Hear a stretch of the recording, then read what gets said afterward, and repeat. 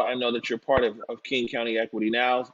Some of our viewers might have seen you there in some of the press conferences that we carried here, or some of the other events that King County Equity Now has been doing. The big voices out there on King County Equity Now, at least as a member of the media, what I see a lot is, of course, the decrim side with Nikita Oliver, things like that, and then also Africatown Community Land Trust, where we talk about land. And we haven't heard education so loudly, not to say that it's not important, but those are also two big, well known dynamic figures in White King and Nikita.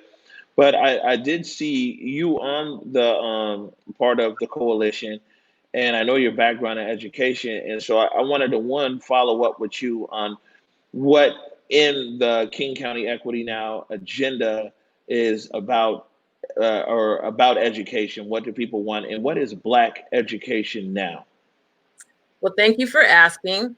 You know, when you think about police accountability and our policing systems, I think I believe, I can't speak for others, I think others share this view, that these two systems are intersected.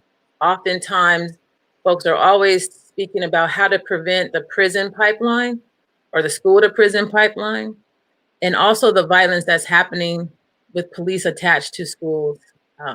So when you're thinking about education, oftentimes I believe education is preventative of prison. It can be preventative, although it's churning out people into prison, and it could be a place of opportunity for something different.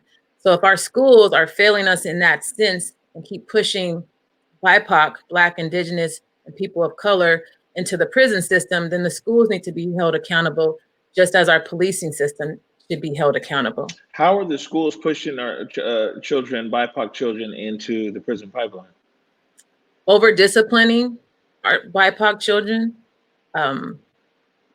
disenfranchising families for advocating for their children, the lack of studies, Black studies, ethnic studies, to allow students to see their brilliance and their contributions in the world, overpopulating the special education system with Black and brown students. And, you know, and too many stories where I've talked to people and learned from folks who are in prison, will talk about that path turned from them once they got expelled or kicked out of school. So discipline's been a big issue in our school system. Right, right. Well, so I mean, I didn't want to stop you right there. You were just naming off these different, I guess, grievances as to Seattle public schools, and your Black education now are looking to, I guess, when you use the word now, you guys are looking for rapid action within the Seattle Public School District, which hasn't necessarily been known to act rapidly on anything. When I talked to school director, I did a community voices with school director Hampson, DeWolf, and Hersey, and they said that the actual school board in Seattle is based upon a system that was put together many, many, many moons ago. Yeah. And in a lot of parts of America, people might consider the actual structure of the school district and the way it works is antiquated. You know, I agree. You know, the school system wasn't set up. I would say the whole U.S. public education system was not set up for the success of BIPOC and particularly Black families and community. So there's a lot of work that needs to be done. It's very much institutionally racist, very much anti-Black. So the time is now, in a sense, that the Black Lives Matters movement for Black community didn't start in the wake of George Floyd. It started in the beginning when people were being captured, enslaved, and trafficked over here. And the advocacy for the education has been ongoing. So I just want to continue to be a voice and continue to be a contributor around this advocacy. Prior to COVID, and as soon as I felt like I was able to speak up, I've been speaking up, as many others have, in their educational experience. The Black Education Now was more of an event and a rally where we put 10 demands together, and I'm going to send you the full 10 demands after the show. But the overview of those demands are about having more Black teachers and educators in SPS, making sure there's more youth voice involved in the decision-making process in SPS, reallocating resources. The key theme around all of this is about accountability and providing resources and stronger and healthier partnerships with our school systems, making sure that the community can have ownership in those decisions and participate in the participatory budget, as well as having access to land. So like the Horace Mann building, way before Superintendent Juneau was here, the community across race was coming out advocating for space and education space for the Black community and the community in the Central District. So part of that demand is still asking for that. The levy funds that are supposed to be serving all our students in the school, we want to have some shared decision-making power in how those funds will be used. So there's more, making sure there's restorative justice counselors at every school. Right now, because of the social emotional learning, we need more counselors in general. But if we want to separate ourselves from the contract, when I say ourselves, Seattle Public Schools, then we must have someone in the schools who can support our kids around conflict. And having someone that does, to me, real restorative justice is really important. So it's about reallocating that budget in Seattle Public Schools and making it work for community. Well, you talk about budget, and this is Mm-hmm. interesting right here, right? Because King County Equity Now, which you're a part of that coalition, the big thing to talk about is defund the SPD. The SPD has a $400 million budget. Seattle Public Schools has $1 billion budget. And so my question is that with a $1 billion budget and the gap between black students and white students at one at the bottom of America, not even in the region or anything else, is the gap is one of the widest in America. How come no one's saying defund Seattle Public Schools and reallocate those funds to be able to educate children, I guess, in a culturally relevant way that apparently that black educators like yourself are keen to be able to educate.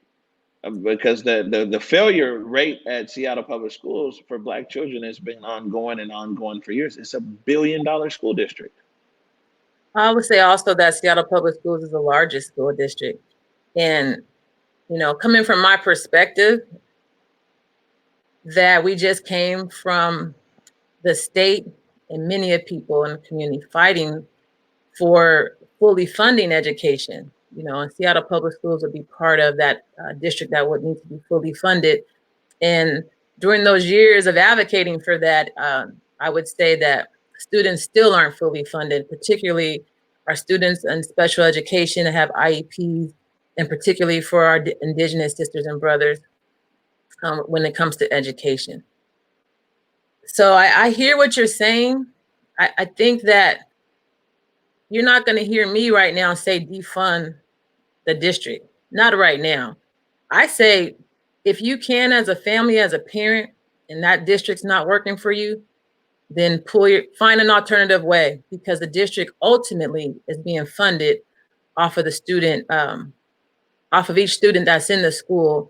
Federal dollars follow that student, their free reduced lunch, special education, what have you. And then that pulls in the resources that can create the budget for any district. And then the majority of the budget for a district goes to teacher salaries. And what will happen is, if you pull out too quick and you're not thoughtful and intentional, what's going to happen is any support services, counselors, family support workers, all the things you need as a wraparound. And believe me, Seattle Public Schools is not doing their best job with the funds that they have, but the wraparounds will be pulled first. So before I would be one to jump and say just defund it, I would want to be really wise about who's going to take the biggest hit. The school district hasn't been serving our children well, period. Like I said, from the inception. So that's why I stay in this fight to do better, even though I don't rely on the district to provide my children the best quality education that I want them to have. I have relied on the community outside of this. And so I've been connected with King County Equity Now, first coming through Africatown, which provides so many opportunities. And we need more for my children, from bringing medical providers so they can learn about the industry of medicine, science, biology, architecture, art, literacy, all these things were happening in the community that I don't know if the Seattle Public Schools is really helping resource that or not. So I just want to highlight to a parent or to a community member, we have to be very thoughtful how we would approach a budget and who will be hit first. Right. I thought I had one more question, but like I said, I have two now because a lot of these conversations that come up, we hear about policymakers and administrators. You know, the school board. Then we hear about the progress or lack thereof with the students. Every once in a while, we'll hear about the teachers.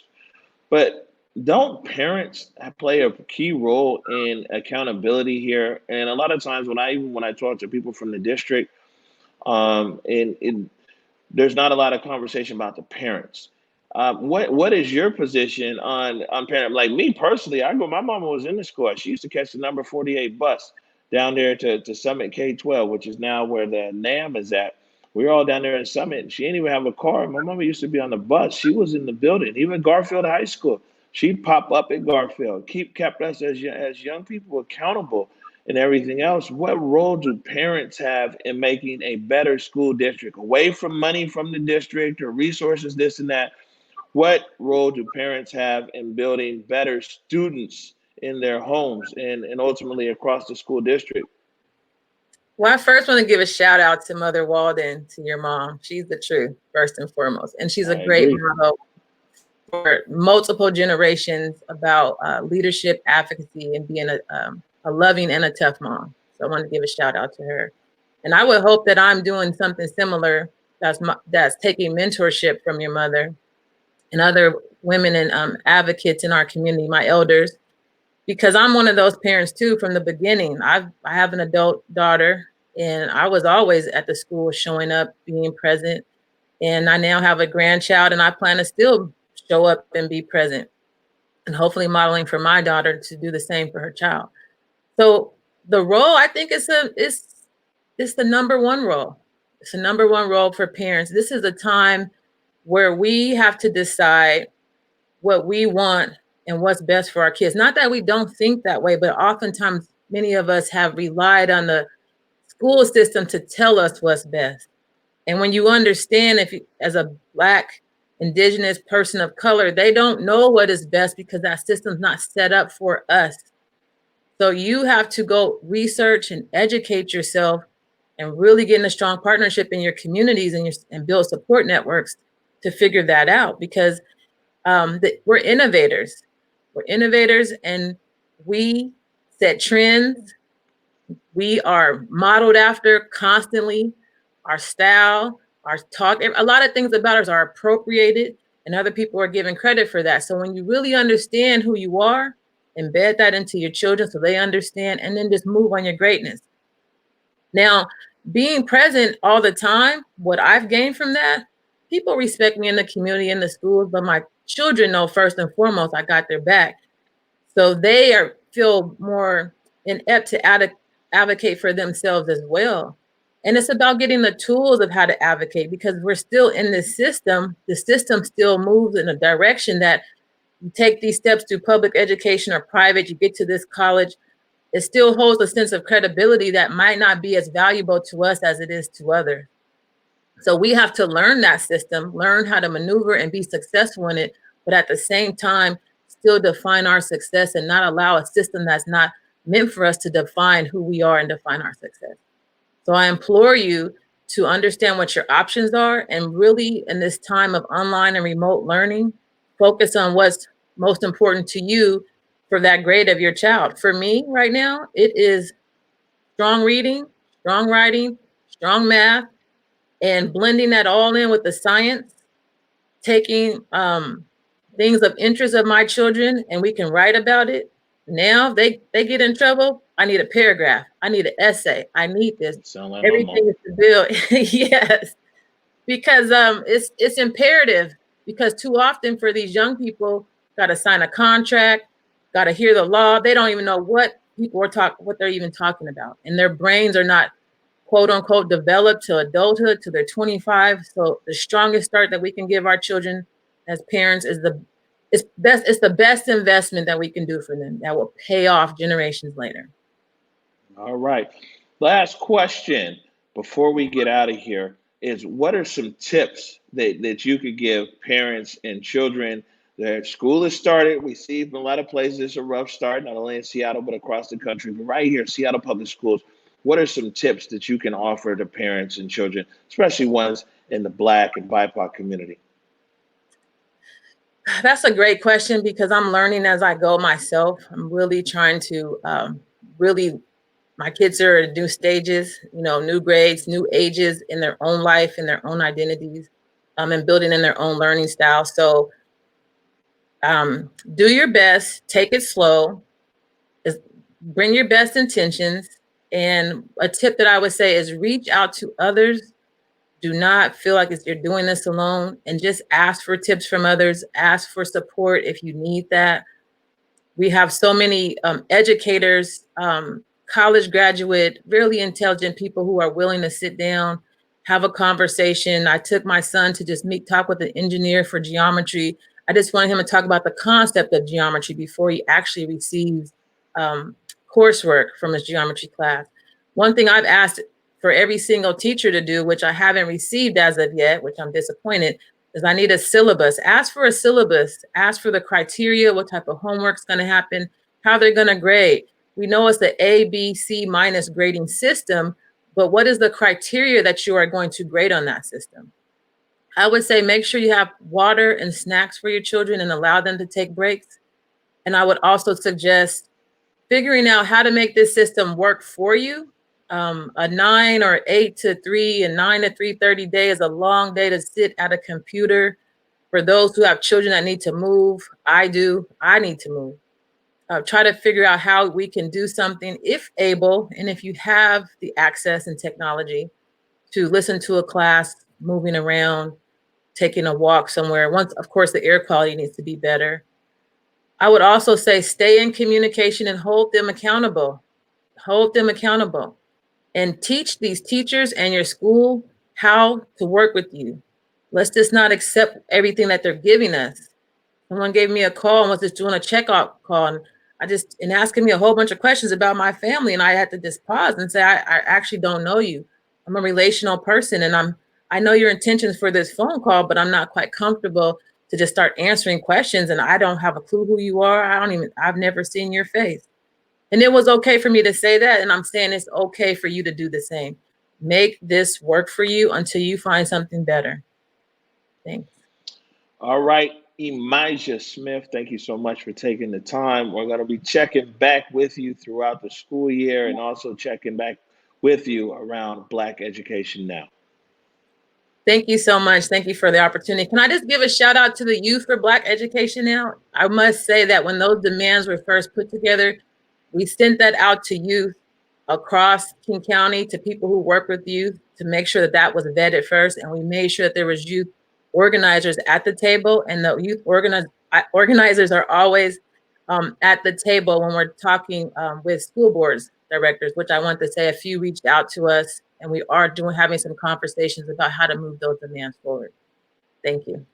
Fantastic. Have a wonderful day. You too. Bye. Bye.